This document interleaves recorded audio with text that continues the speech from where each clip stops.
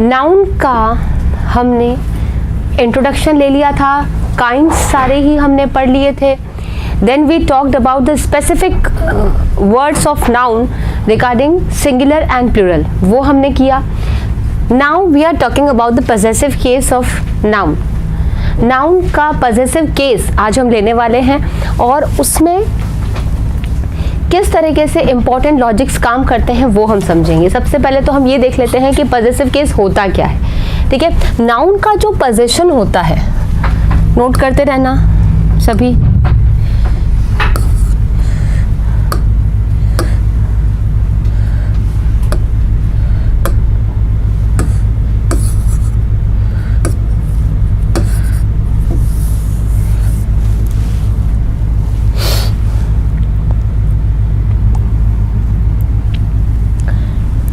Noun का जो possessive case होता है वो दो तरीके से चलता है. पजेशन, नाउन का जो पजेशन होता है वो दो तरीके से, there are two types of possessions in case of noun. दो तरीके से हम उसको डिस्क्राइब कर सकते हैं. फर्स्ट इज कि हम उसे अपोस्ट्रोफी एस से लेकर के डिस्क्राइब कर सकते हैं. अनदर इज हम उसे ऑफ से लेकर के डिस्क्राइब कर सकते हैं.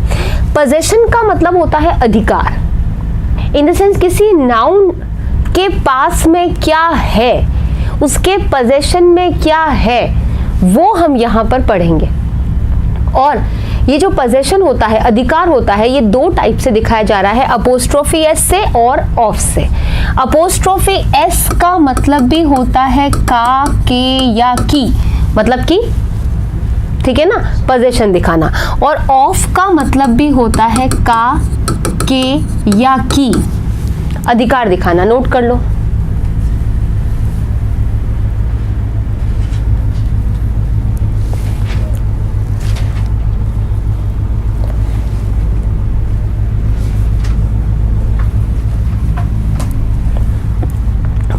अपोस्ट्रोफी एस जो होता है वो केवल लिविंग के लिए यूज आता है, केवल लिविंग के लिए. लेकिन जो ऑफ होता है फॉर ऑल, वो सबके लिए होता है, चाहे लिविंग हो चाहे नॉन लिविंग हो, चाहे लिविंग हो चाहे नॉन लिविंग हो, सभी के लिए ऑफ यूज आता है. क्लियर? ठीक है ना, सभी के लिए. ऑफ का पोजेशन सबके लिए हो सकता है, लेकिन अपोस्ट्रोफी एस का पोजेशन केवल लिविंग के लिए होता है. एग्जाम्पल देखते हैं. जैसे अगर मैंने कहा कि राम्स बैग, राम का बैग, यानी इस बैग पर किसका पोजेशन है? राम का पोजेशन है. का, के, की, पोजेशन, राम का बैग. अपोस्ट्रोफी एस का जो पोजेशन होता है उसको सीधा पढ़ा जाता है. सीधा सीधा कैसे पढ़ते हैं? राम का बैग, राम्स बैग, सीधा ऐसे इसका मीनिंग निकलता है. क्लियर? अब ऑफ जो होता है वो तो लिविंग के लिए भी लगता है और नॉन लिविंग के लिए भी लगता है, दोनों के लिए लगता है ना. तो अगर मैं राम्स बैग को ऑफ पे ले जाऊं तो ऑफ में इसको कैसे लिखते हैं? पीछे से लिखते हैं. ऑफ पे इसको कैसे लिखेंगे? पीछे से लिखते हैं. इसको फिर यहाँ ऐसे नहीं लिखेंगे राम ऑफ बैग, वो गलत है. इसको फिर पीछे से कैसे लिखेंगे? Bag of Ram. लेकिन इसमें एक और पॉइंट देखने वाली बात है कि अगर मैं बैग को आगे ला रही हूं तो वो बैग क्या हो गया है? स्पेसिफिक. स्पेसिफिक कैसे है कि पर्टिकुलर बैग किसका है? राम का बैग है. पर्टिकुलराइज किया ना मैंने उसको, तो उस बैग का डिस्क्रिप्शन है पीछे कि ऑफ राम. तो प्रेपोजिशन का डिस्क्रिप्शन होने की वजह से, प्रेपोजिशन होते हैं ऑफ, एट, इन, होते हैं ना प्रेपोजिशन, ठीक है, ऑफ, एट, इन, टू, जो कि रिलेशन बताते हैं. तो प्रेपोजिशन से अगर डिस्क्रिप्शन आता है तो वो नाउन कैसा हो जाता है? स्पेसिफिक. तो इस बैग की स्पेशलिटी क्या है? कि वो राम का है. इस बैग की स्पेशलिटी क्या है? कि वो राम का है. तो स्पेशलिटी आने की वजह से ये जो बैग है ये अपने आगे द तो लेगा ही लेगा. Got the point? ठीक है. तो यहाँ आर्टिकल भी हमने देख लिया है कि द क्यों लग रहा है, क्योंकि नाउन का पीछे क्या आ गया है? डिस्क्रिप्शन आ गया है और वो पर्टिकुलराइज्ड हो गया है. Clear? Now we talk about the next point. हमने यहाँ पढ़ा कि अपोस्ट्रोफी एस केवल लिविंग के लिए लग रहा है. तो मैंने अगर यहाँ पर लिखा कि द टेबल्स वुड, अगर मैंने लिखा द टेबल्स वुड, टेबल की लकड़ी, क्या ये सही है? क्या अगर मैंने लिखा टेबल्स वुड, तो ये क्या सही है क्या?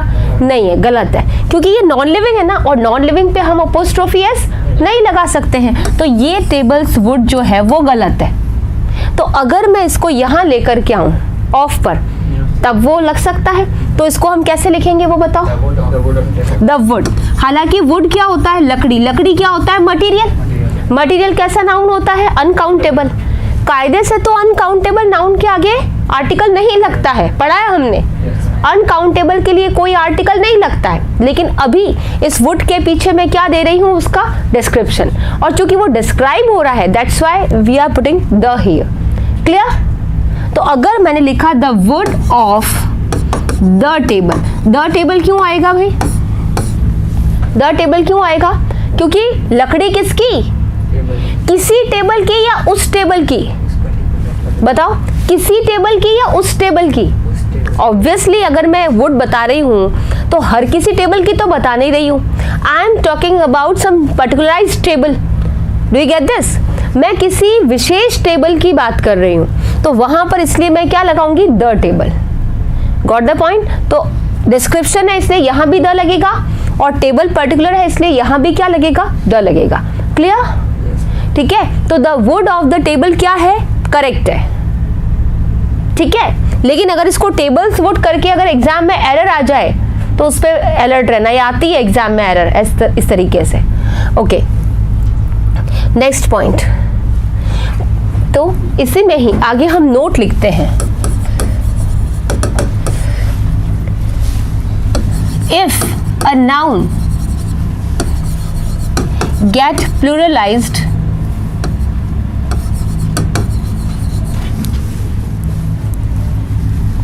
with s,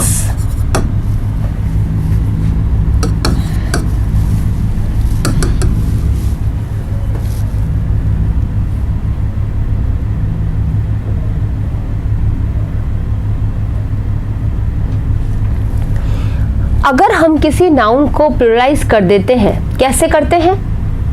एस लगा करके, ठीक है ना। तो उससे क्या होता है ये समझ लेते हैं। जैसे अगर मैंने लिखा यहाँ पर कि मैंने लिखा जैसे गर्ल्स कॉलेज, एक गर्ल है तो सिंपली अपोस्ट्रोफी एस लगा देंगे, गर्ल का बैग। लेकिन बैग थोड़ी है, वो तो कॉलेज है। तो कॉलेज एक गर्ल का होता है कि सभी का होता है? सभी का होता है। तो मुझे यहाँ गर्ल्स लिखना पड़ रहा है, ठीक है, क्योंकि सबका, सारी गर्ल्स का कॉलेज है। गर्ल्स को फिर मैंने लिखा गर्ल्स का कॉलेज, तो ये करेक्ट है क्या? कॉलेज तो एक ही है ना। अपोस्ट्रोफी आएगा पर एस नहीं आएगा। क्यों? क्योंकि ये वाला एस क्या काम कर रहा है? इसको प्लूरल बनाने का काम कर रहा है। दूसरा एस जो है अपोस्ट्रोफी वाला एस, इसको का के की वाला पोजीशन दे रहा है। लेकिन लगातार जब दो एस हो रहे हैं तो वो एक हिसिंग साउंड प्रोड्यूस कर रहे हैं। कैसे? गर्ल्स, जो ये हिसिंग साउंड निकलता है, इसको हटाने के लिए हम क्या करते हैं? केवल एक ही एस लगाते हैं, ये प्लूरल वाला, और ये दो काम कर जाएगा, पोजीशन भी दिखा देगा और प्लूरल भी कर देगा, दोनों काम क्लियर कर देगा ये। और दूसरा वाला एस जो होता है इसको हटा दिया जाता है। तो इसको सिंपली कैसे लिखेंगे? Girls college. क्लियर? केवल एक ही यहाँ अपोस्ट्रोफी लगा के इसे छोड़ देंगे। क्लियर? ऐसा सिर्फ कब होता है? प्लूरल के केस में नहीं। अगर उस नाउन का प्लूरल कैसे बने? एस लगा करके बने। तो मैंने ये नहीं बोला है कि प्लूरल के केस में, मैंने बोला है अगर किसी नाउन का प्लूरल एस लगा। व्हाई? क्योंकि हिसिंग साउंड तो तभी निकलेगा ना भाई। जैसे अगर मैंने लिखा कि लड़कों का हॉस्टल, तो एक का हॉस्टल नहीं है, लड़कों का, बॉयज, तो क्या लिखूं मैं यहाँ पर? Only apostrophe, not S, only apostrophe. तो क्या लगाया मैंने? बॉयज और हॉस्टल, ये बनेगा इसका पोजीशन। क्या क्लियर हो रहा है क्या? बॉयज हॉस्टल, ठीक है। तो प्लूरल जो होता है उसको हम केवल अपोस्ट्रोफी से बनाते हैं। कौन सा? जिसपे एस लगा हो। ओके, तो अगर मैंने लिखा कि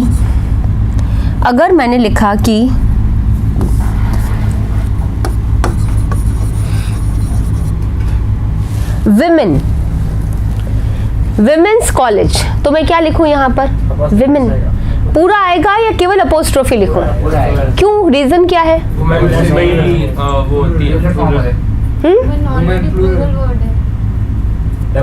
पर ये गर्ल्स में तो ऑलरेडी प्लूरल वर्ड है, बॉयज में तो ऑलरेडी प्लूरल वर्ड है।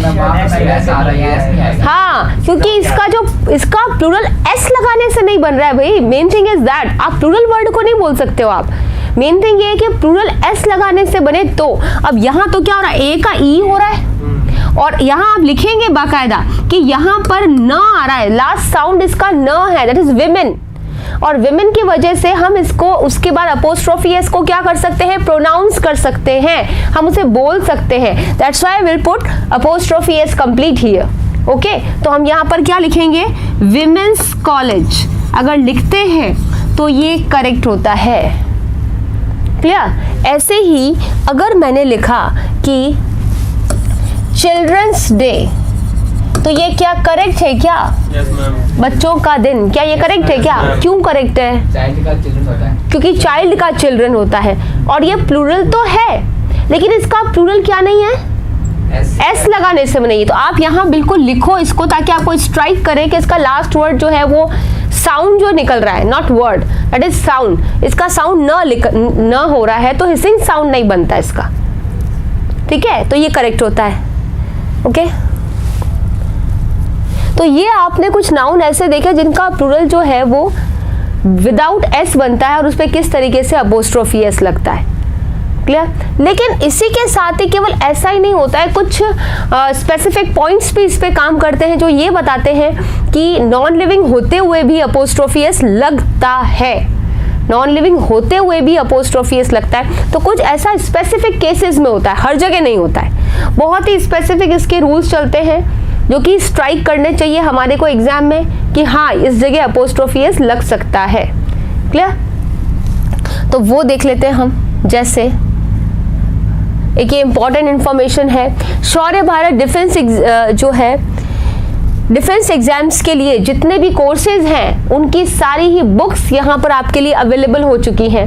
अगर किसी को बुक फॉर्म पर नोट्स चाहिए तो सैनिक स्कूल के लिए, air force X and Y group दोनों के लिए है, टेक्निकल के लिए, देन एनए के लिए, क्लर्क के लिए और जीडी के लिए भी बुक्स अवेलेबल है।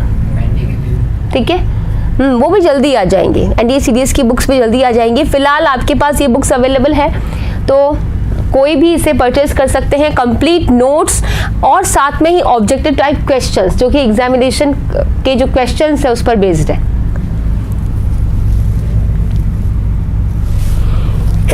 सॉरी,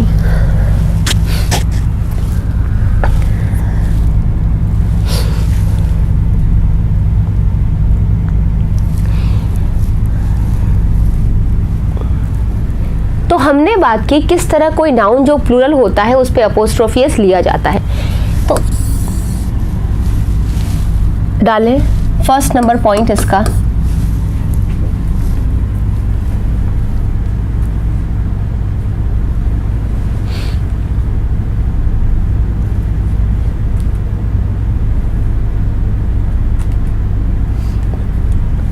फर्स्ट नंबर पॉइंट क्या है इसका वो देख लेते हैं।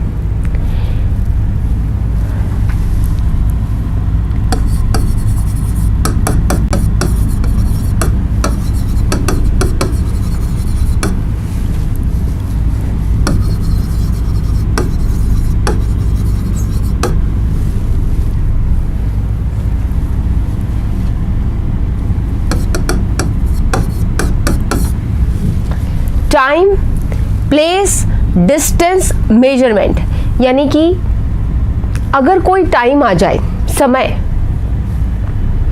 तो वो अपने साथ अपोस्ट्रोफी एस लेता है। अब टाइम में कोई जान तो नहीं है, टाइम में जान है क्या, लिविंग है क्या? नहीं। तो ये क्या है, इसके एक्सेप्शन ध्यान रखना कि टाइम में अपोस्ट्रोफी एस लगता है।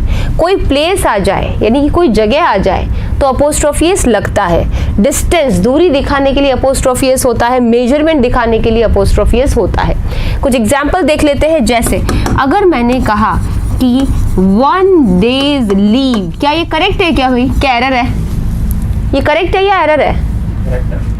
क्यों करेक्ट है? टाइम है। 1 days लीव। अच्छा, अगर मैंने इसको ऐसे लिख दिया कि ये करेक्ट है क्या?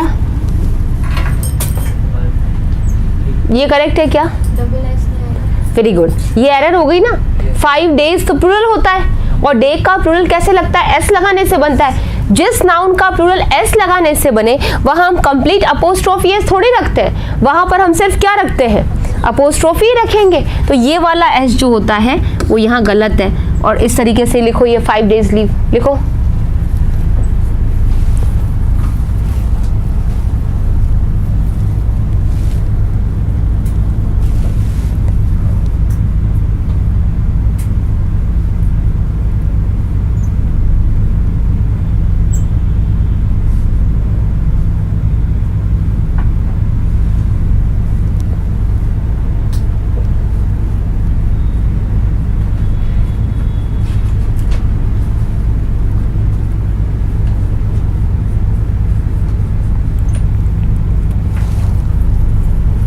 लिख लिया?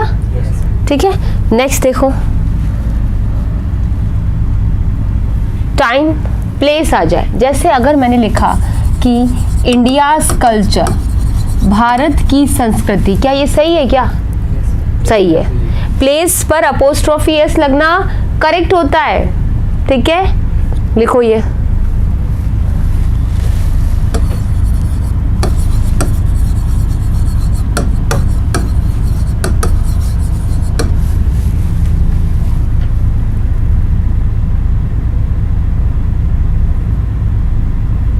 वन पाउंड्स वेट, क्या ये सही है? क्या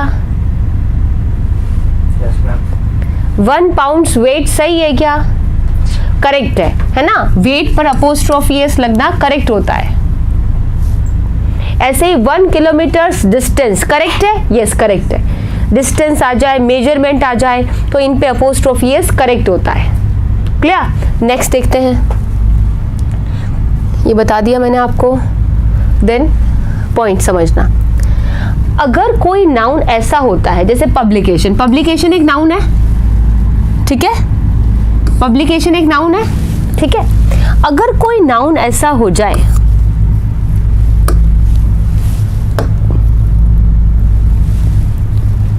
जिस पर जॉइंट पोजेशन आ जाए, जॉइंट पोजेशन कैसे? पब्लिकेशन पर किसका पोजेशन है? एक तो मिस्टर सिन्हा का है और उसके बेटे का है, मतलब वो पब्लिकेशन हाउस किसका है? दोनों का है। जॉइंट पोजेशन है ना।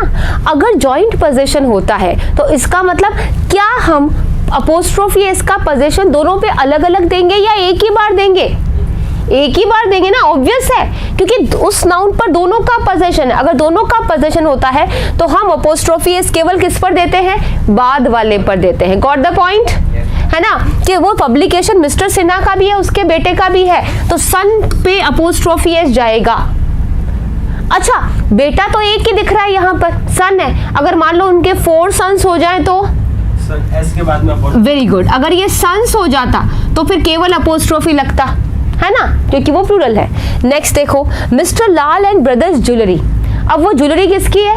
मिस्टर लाल की भी है और उसके भाई की भी है।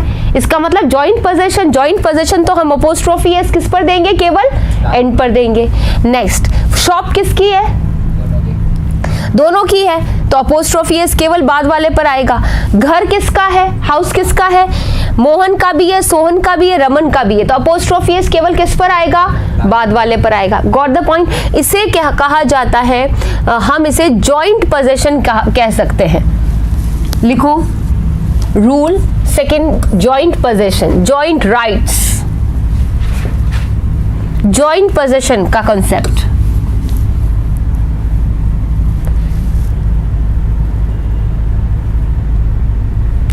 टॉपिक डाल दो और ये एग्जाम्पल्स लिख लो। बाकी मैंने एक्सप्लेन कर दिया है, बाकी रेस्ट ऑफ द लैंग्वेज लिखने की जरूरत नहीं है, केवल आप टॉपिक डालो और इसके एग्जाम्पल लिख लो। और ये वेरिएशन दिखाया है, ये ध्यान रखने वाली बात है, ये लिखो।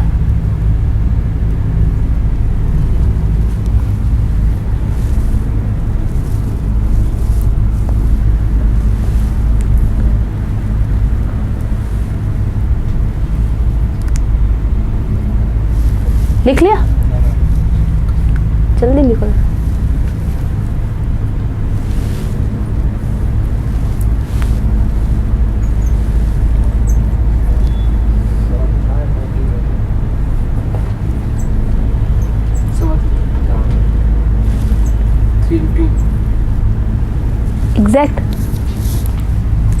ये क्लियर है? ठीक है, नेक्स्ट ले लेते हैं। लिख लिया ना? रेडी? नेक्स्ट लेते हैं। क्या है? कई बार कुछ नाउन्स ऐसे होते हैं जो ऑफ पर भी करेक्ट होते हैं, और उसको अगर सीधा लिखा जाए तो उस पर अपोस्ट्रोफी एस की जरूरत नहीं पड़ती है, सीधा भी लिख सकते हैं उसको। अब ये क्या कंसेप्ट है वो देखो। जनरली क्या होता है कि जो इनएनिमेट मैटर होता है, यानी कि जो नॉन लिविंग्स होते हैं, उनको हम किससे बोलते हैं भाई? ऑफ से बोलते हैं, ठीक है ना। लेकिन कई बार ऐसे कुछ नाउन्स होते हैं जिनको ऑफ से भी बोलना करेक्ट होता है। इनएनिमेट को ऑफ से ही बोलते हैं ना, नॉन लिविंग्स को ऑफ से बोलते हैं। लेकिन कई बार कुछ ऐसे नाउन्स होते हैं जिनको हम सीधा भी अगर बोले तो अपोस्ट्रोफी एस की जरूरत नहीं होती, उनमें अपोस्ट्रोफी एस नहीं लगाने की जरूरत है। Got the point? नहीं लगाने की जरूरत है। जैसे अगर मैंने कहा द फ्लावर्स ऑफ समर, इसकी बजाय इसको मैं ऐसे लिखूं द समर फ्लावर्स, तो ये ज्यादा करेक्ट है। अब इसको ऐसे नहीं बोलोगे कि द समर्स फ्लावर्स, गर्मियों के फूल, तो गर्मियों के लिए अपोस्ट्रोफी एस लगा दो। कुछ ऐसे सबके साथ ऐसा नहीं होता है, कुछ के साथ कुछ फ्रेजेस ऐसे होते हैं जिन्हें आपको ध्यान रखना पड़ेगा कि वो पोजीशन तो दिखाते हैं पर वहां पर वो क्या नहीं लेते हैं? अपोस्ट्रोफी एस नहीं लेते हैं। अगेन तो आपको लर्न रखना पड़ेगा ये कौन कौन से होते हैं। जैसे मैंने लिखा समर फ्लावर्स, जरूरत नहीं है। मैंने लिखा स्विमिंग पूल,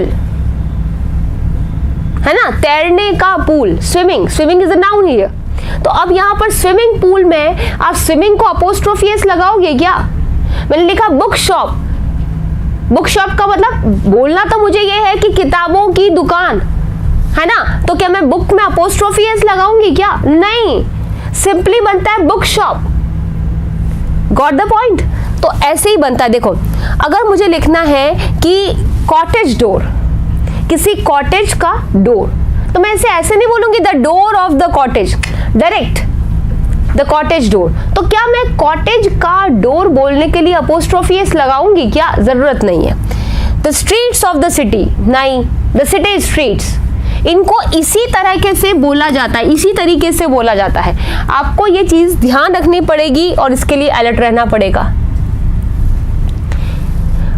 हमने बात की थी कि लिविंग्स के साथ में अपोस्ट्रोफी एस लगता है, ठीक है। अब ये नाम देखना, गोपाल्स मोबाइल, गोपाल लिविंग है, अपोस्ट्रोफी एस लगता है। मैन्स बैग, मैन लिविंग है, मैन का बैग, बिल्कुल ठीक है। और मैन का प्लूरल भी क्या होता है? MEN होता है। तो अगर मैं मेंस बैग करूं, मेंस बैग्स, तो ये करेक्ट है क्या भाई? करेक्ट है ऑब्वियसली, क्योंकि MAN का प्लूरल MEN से बनता है, तो अपोस्ट्रोफी एस तो यहां भी करेक्ट है। ओके, चिल्ड्रंस टॉयज करेक्ट है क्या? बच्चों के खिलौने करेक्ट है क्या? हाँ करेक्ट है, क्योंकि इसका प्लूरल जो है वो एस लगाने से नहीं बनता। विमेन्स हॉस्टल करेक्ट है। अच्छा, अगर मैंने लिखा कि गणेश बुक, ये करेक्ट है क्या? यस मैम, करेक्ट है। बताओ, गणेश की किताब, गणेश बुक करेक्ट है क्या? Yes ma'am, no ma'am.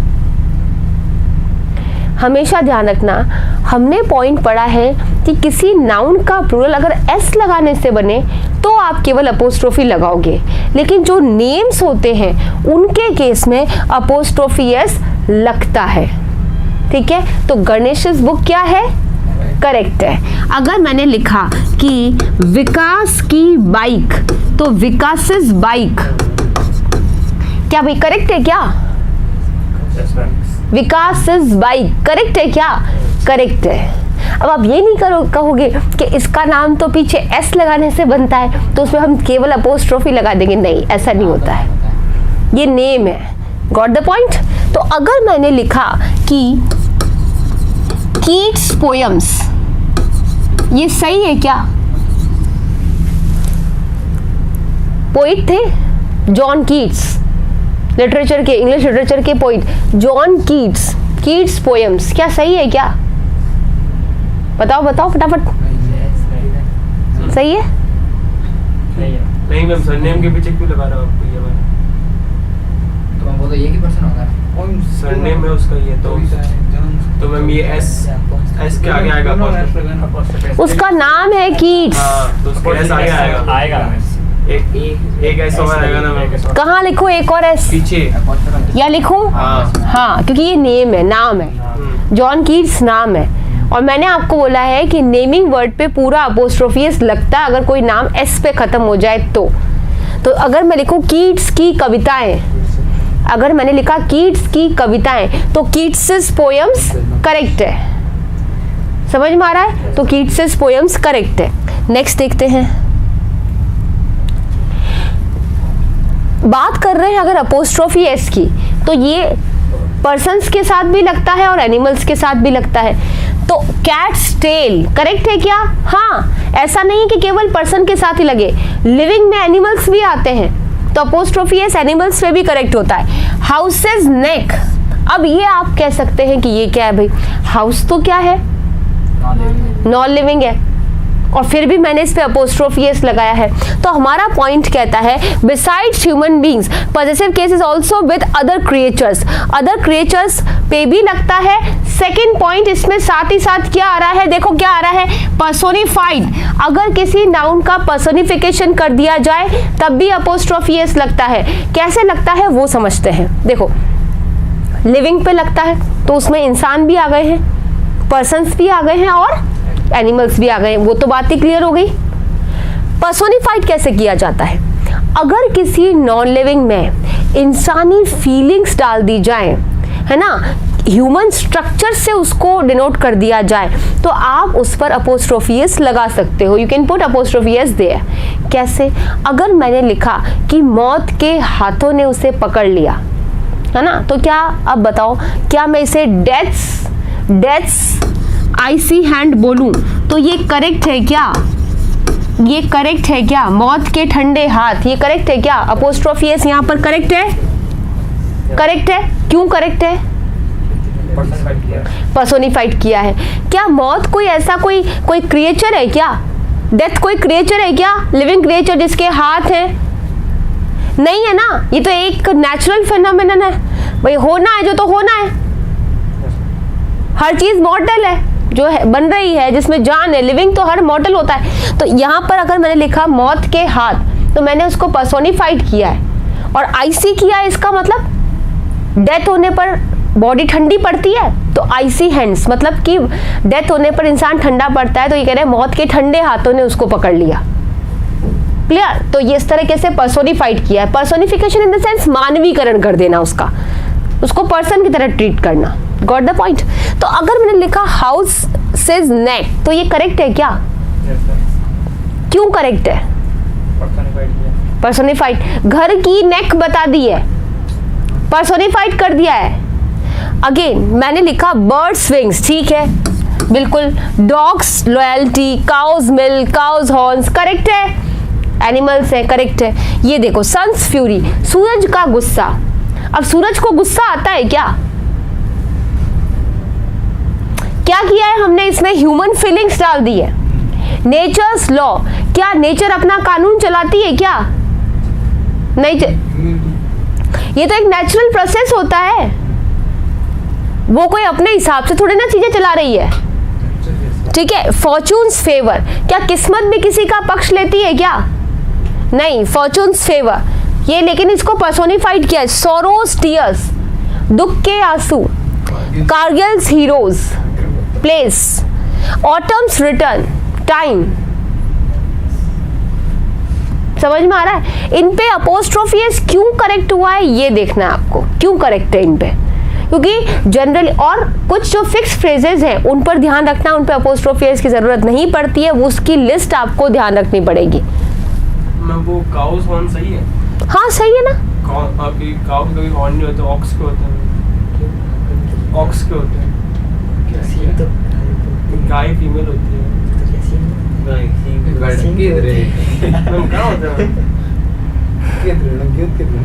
काऊ के हॉर्न्स होते हैं। तो काउस लेग्स, अगर आपको लगता है कि काउ के हॉर्न नहीं होते, हॉर्न्स नहीं होते हैं उसके, अगर आपको ऐसा लगता है तो मुझे कुछ नहीं करना है, मुझे सिर्फ ये बताना है कि काउ एक एनिमल है और उस पर अपोस्ट्रोफी एस लगता है। अब हॉर्न्स ना कह करके आप लेग्स कह करके खुश हो लो, तो it is legs, cow's legs. मेरा टारगेट यही है कि एनिमल पे अपोस्ट्रोफी एस लगता है because these are livings, rest of the things are not my concern कि काउस के हॉर्न्स होते हैं नहीं होते हैं। ओके, ये आपका लुकआउट है। ओके,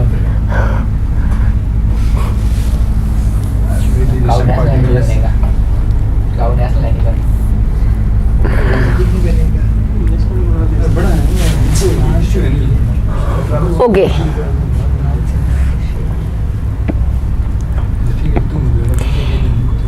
ये पॉइंट हमने फर्स्ट वाला ही डिस्कस किया था कि टाइम के साथ वेट आ जाए, प्लेस, स्पेस, वैल्यू या कोई भी डिस्टेंस आ जाए उस पर अपोस्ट्रोफी एस लगता है।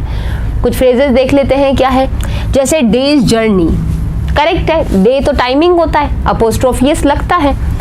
मंथ्स वैकेशन, टाइमिंग है, महीने की छुट्टी। वैकेशंस नहीं होता, कभी बताया है मैंने, वैकेशंस कोई वर्ड नहीं होता है, वैकेशन ही होता है। हमने सिंगुलर और प्लूरल के बहुत अच्छे से कॉन्सेप्ट को किया है यहाँ पे। वैकेशंस कुछ भी नहीं होता है, वैकेशन ही होता है, ठीक है। ईयर्स एब्सेंस, एक साल की, ऑब्वियसली जब वो वैकेशंस कभी होता ही नहीं है तो अनकाउंटेबल सिंगुलर नाउन है। The word is singular uncountable noun. Uncountable का मतलब क्या होता है, जो कभी काउंट नहीं होगा। नहीं, मैंने क्लास में सब बताया है। आपको कोई प्रॉब्लम है तो आप बिल्कुल पूछो, you are free to ask. पर एब्सेंट हो जाओगे और फिर आपके दिमाग में होगा कि ये कैसे हुआ, तो वो तो हर बार ही होता रहेगा फिर। हाँ, नहीं आता है उसको 50 बार पूछो। लेकिन अगर आप एब्सेंट होगे ना क्लास में, आप जैसे अगर आप मान लो एक दिन नहीं आए, फिर 3 दिन आए या 2 दिन नहीं आए, तो आपको समझ में भी कम ही आएगा फिर। ओके, देखते हैं क्या है। अ बोट्स लेंथ, बोट की क्या दिखाई जा रही है, लेंथ दिखा, मेजरमेंट है, ये नहीं करेक्ट है। अब देखो बोट नॉन लिविंग है, बोट नॉन लिविंग है लेकिन फिर भी करेक्ट है, क्यों करेक्ट है, मेजरमेंट। अगला देखो, हेयर्स ब्रेथ, अगेन मेजरमेंट, ठीक है। रेजर्स एज, ये कुछ फिक्स फ्रेज है, इसका भी ध्यान रखना। रेजर्स एज मतलब कि रेजर का किनारा। अब रेजर कितना बारीक से काम करता है रेजर, और उसका भी एज आ जाए, ये एक थोड़ा सा इनका ध्यान रखना। अ स्टोन्स थ्रो, एक पत्थर के फेंकने जितनी दूरी, ठीक है। नीडल्स पॉइंट, नीडल का पॉइंट, ये थोड़ा सा यहाँ पर अलर्ट रहने की जरूरत है क्योंकि पर्टिकुलर प्लेस या स्पेस की बात हो रही, स्पेस है ये। टन्स वेट, ये वेट की बात हो रही है, तो इन पे ये अपोस्ट्रोफी एस करेक्ट होता है, ध्यान रखना। रेजर्स एज करेक्ट है, नीडल्स पॉइंट करेक्ट है, अपोस्ट्रोफी एस लग रहा है इन पे। ये फिक्स फ्रेजेस है, इनका ध्यान रखना थोड़ा सा, ठीक है। इस पॉइंट के साथ हम कल क्लास को आगे बढ़ाएंगे, ठीक है। ऑल ऑफ यू डन, ठीक है। रिवाइज करना पॉइंट्स को, और फिर हम ये करने के बाद नाउन की कोर प्रैक्टिस लेंगे, ठीक है। Thank you.